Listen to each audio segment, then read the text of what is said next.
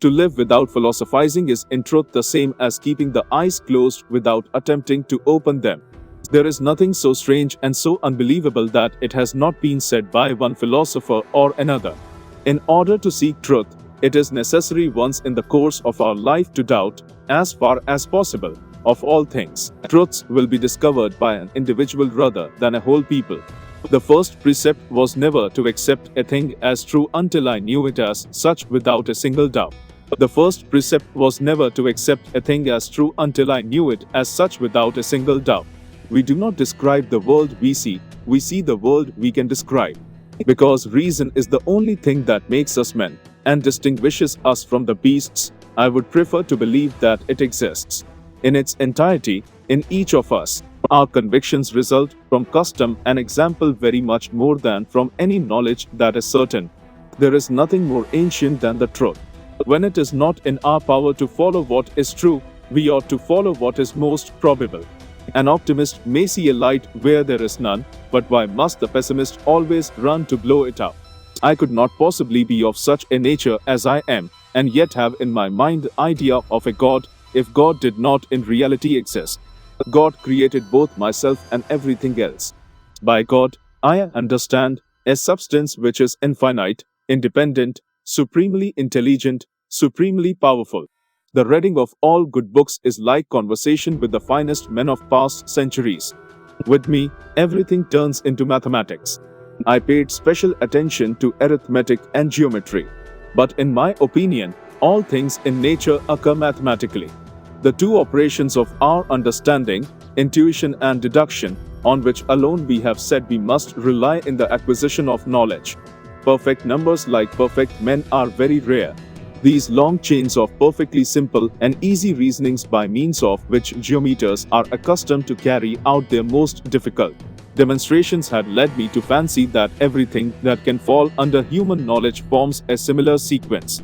Mathematics is a more powerful instrument of knowledge than any other that has been bequeathed to us by human agency. For me, everything in nature is mathematics.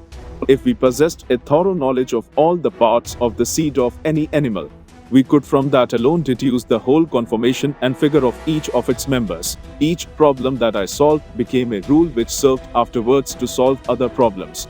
If you would be a real seeker after truth, it is necessary that at least once in your life you doubt, as far as possible, all things. We never understand a thing so well and make it our own as when we have discovered it for ourselves. Everything is self-evident. If I found any new truths in the sciences, I can say that they follow from, or depend on, 5 or 6 principal problems which I succeeded in solving and which I regard as so many battles where the fortunes of war were on my side. It is true that medicine as it is currently practiced contains little of much use. Divide each difficulty into as many parts as is feasible and necessary to resolve it. Give me extension and motion and I will construct the universe. The greatest minds are capable of the greatest vices as well as of the greatest virtues. Doubt everything. The chief cause of human errors is to be found in the prejudices picked up in childhood. I hope that posterity will judge me kindly, not only as to the things which I have explained, but also to those which I have intentionally omitted so as to leave to others the pleasure of discovery. Conquer yourself rather than the world. I am accustomed to sleep and in my dreams to imagine the same things that lunatics imagine when awake. Illusory joy is often worth more than genuine sorrow. But possibly I am something more than I suppose myself to be. To know what people really think, pay attention to what they do, rather than what they say. When writing about transcendental issues, be transcendentally clear. Except our own thoughts, there is nothing absolutely in our power. I am indeed amazed when I consider how weak my mind is and how prone to error. Traveling is almost like talking with those of other centuries. It is only prudent never to place complete confidence in that by which we have even once been deceived.